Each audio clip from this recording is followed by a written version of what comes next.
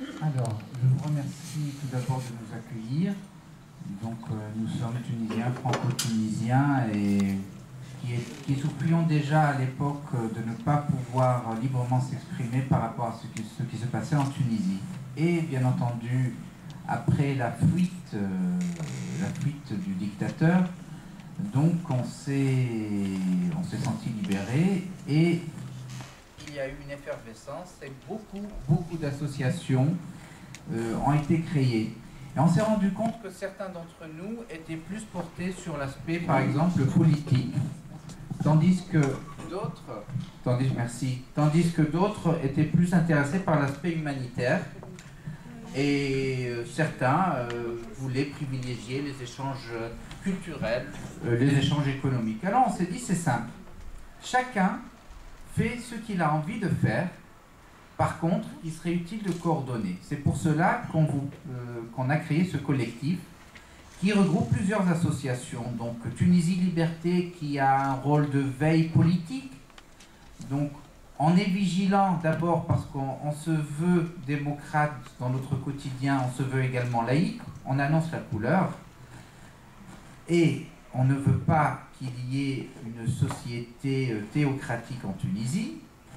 Une veille démocratique nous est donc nécessaire. Il faut également s'intéresser aux Tunisiens qui sont ici et qui se posent des questions comme tout le monde, mais vers quel régime? C'est quoi cette nouvelle constitution dont on va débattre? Et il faut leur expliquer. Il faut également élire l'Assemblée nationale constituante. Donc notre rôle est d'organiser, donc de sensibiliser nos amis français, mais de sensibiliser également les Tunisiens, parce qu'ils vont voter. Ils vont voter pour ces élections, leur expliquer quel va être l'enjeu, et également leur laisser le choix, ce qu'ils n'avaient pas avant. Donc lorsque les partis seront invités, l'invitation est lancée à tous les partis. Il y aura 2-3 réunions publiques qui vont être organisées fin mai, début juin, parce qu'après, les partis politiques nous ont fait comprendre que l'essentiel de leur campagne se faisait en Tunisie et qu'après, ils feraient le nécessaire là-bas, ce qu'on comprend tout à fait. Certains d'entre nous étaient plus portés vers l'humanitaire. Alors au début, l'humanitaire, donc c'est l'association Tunisie Humanitaire Côte d'Azur. Au début, c'était plus on était un peu choqués de voir que 80% des investissements et des richesses étaient concentrés sur la bande côtière, soit 20% du pays. Et à l'intérieur, donc l'intérieur, c'est-à-dire 40-50 km loin de la mer, vous avez des routes délabrées, des écoles dans un état horrible, donc il n'y a pas de cantine, il faut faire 10 km à pied pour y aller dans des routes défoncées, et bien entendu, beaucoup de choses qui manquaient. Donc notre idée, en tant que Tunisie humanitaire, pour ceux qui étaient sensibles à cela, c'était d'aller essayer d'équiper ces écoles, ces hôpitaux de campagne et autres. Et voilà que c'est également greffé le drame de ces 30 000 Tunisiens, qui sont venus vers Lampedusa et vers l'Europe, et également les 300 000, je crois qu'on est passé quand même à un peu plus, c'est-à-dire à 400 000 personnes qui ont fui la guerre en Libye. Au total, il y en a eu 750 000. Il y en a 400 000 qui sont venus vers la frontière tunisienne et le reste vers la frontière libyenne. Sauf que la partie qui est actuellement libérée de Kadhafi est celle qui se trouve du côté de l'Égypte. Donc la pression des réfugiés de la guerre est toujours sur la Tunisie.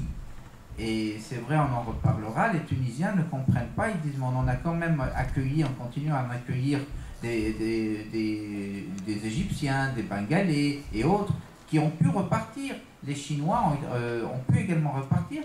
Et nous, pour nos 30 000 jeunes qui se sont dit, voilà, c'est un appel d'air, allons-y, on ne comprend pas que 27 pays de l'Union européenne n'arrivent pas à se mettre d'accord. Bon. On ne va pas polémiquer, mais on y reviendra parce que ça crée beaucoup de ressentiment et d'incompréhension. Alors que notre but à tous, c'est de se dire, voilà une chance unique pour que les peuples de la rive nord et de la rive sud de la Méditerranée puissent dialoguer, puissent communiquer au-delà des gouvernements. Et sans les dictateurs, bien entendu. Donc ça, c'était Tunisie humanitaire. Donc on a eu des actions sur Vintimille, et on a eu des actions également en envoyant, en collectant des biens de première nécessité, mais aussi du matériel médical pas trop difficile ou pas trop compliqué, ou des produits d'hygiène qu'on a envoyés directement avec la compagnie tunisienne à Gerba, et la Croix-Rouge sur place prenait en charge ces colis. Oui, la Croix-Rouge ici et le Croissant Rouge là-bas. Pardon, mais c'est la même et seule association internationale. Donc ça, c'est pour la partie humanitaire. Et puis d'autres ont dit, nous, on est plus porté vers la culture ou vers les relations économiques. Alors, et c'est vrai qu'il faut pousser. Donc à chaque fois, chaque association, lorsqu'elle lance un projet, s'appuie sur les deux autres du collectif. Et par exemple, ce que vous avez à l'écran, ce sont les rencontres tunisiennes. Investir, soutenir et parier sur l'avenir. En fait, c'est dans une semaine, à partir du 20 et 21 mai.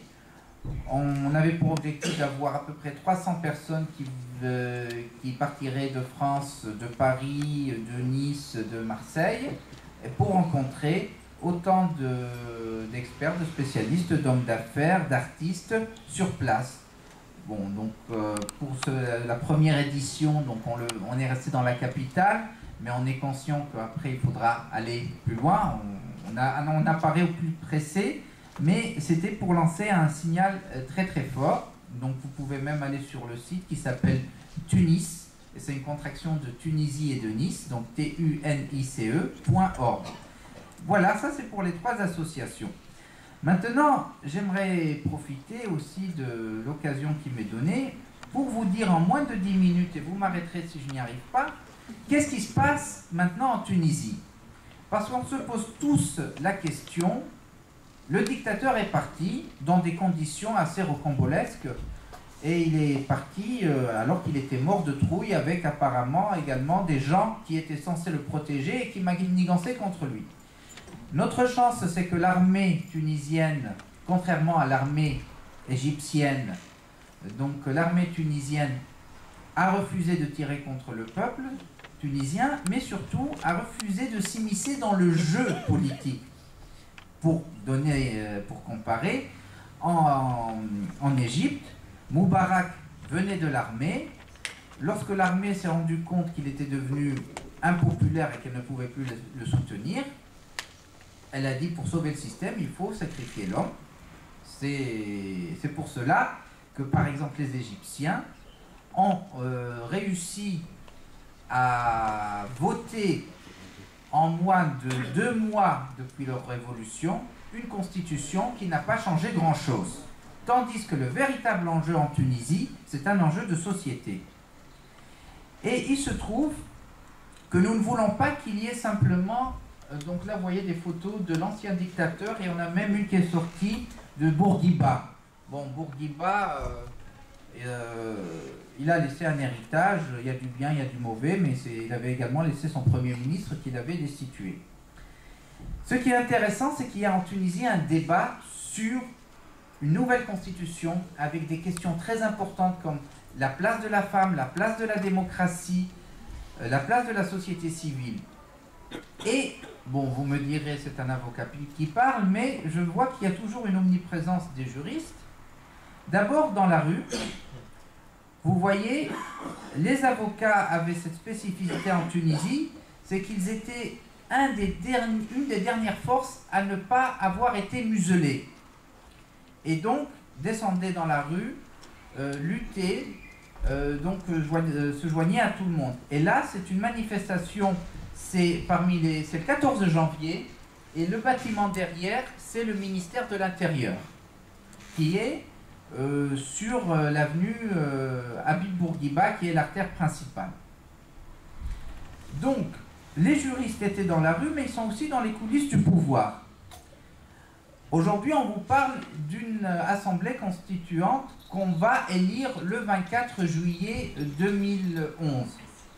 Il se trouve qu'au début, vous aviez le premier gouvernement intérimaire. Vous avez le dictateur qui part le 14 janvier et vous avez son ancien Premier ministre qui reste Premier ministre et qui nomme, dans la précipitation, 3 jours après, une commission composée de membres juristes.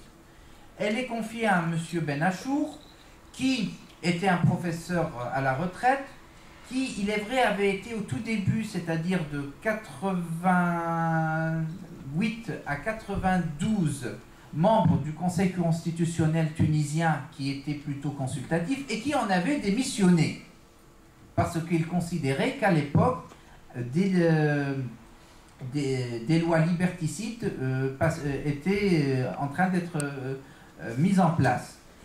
Bon, au début, c'est une petite commission.